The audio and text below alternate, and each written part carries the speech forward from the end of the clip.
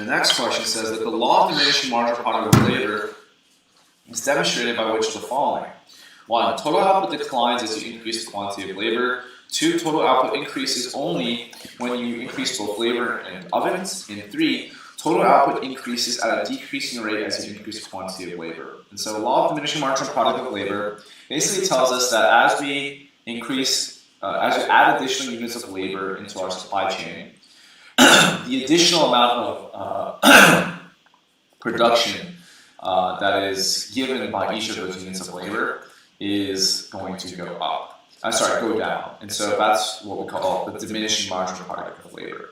And the answer choice that best encompasses that idea is definitely answer choice 3, that total output increases at a decreasing rate as you increase the quantity of labor. And so that's going to be the correct answer here. We can take a look at the previous year's answer here. The previous tutor says that total output increases at a decreasing rate as you increase the quantity of labor.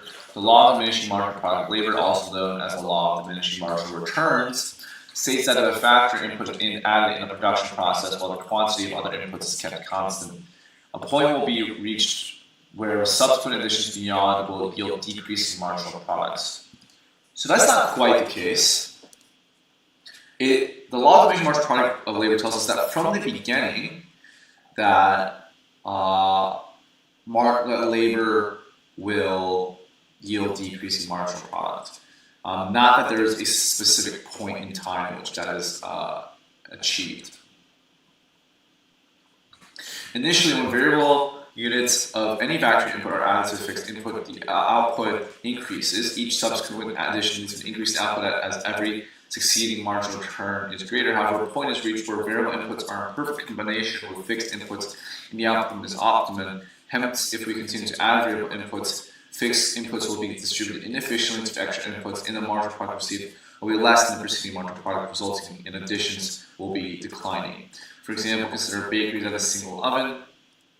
Adding 1 unit of labor in the bakery will create an output where the labor works in combination with the oven. Adding another unit of labor will increase output as the first labor will distribute its responsibilities to the second.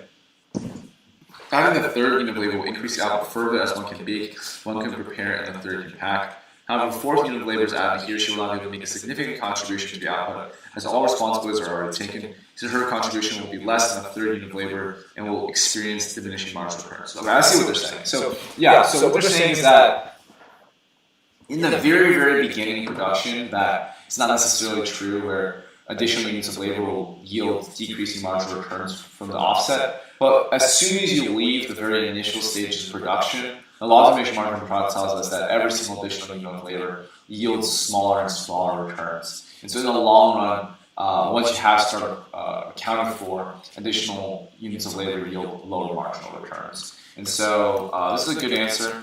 Nothing wrong with that, and we can mark that as correct.